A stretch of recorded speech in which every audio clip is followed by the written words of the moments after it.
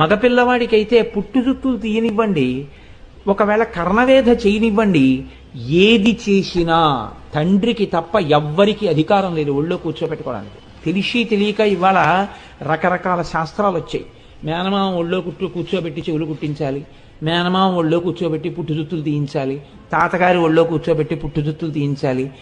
నేను చెప్తున్నది వేదాన్ని ఆధారం చేసుకుని చెప్తున్నాను. వేద మంత్రములు ఉన్నాయి దాని మీద.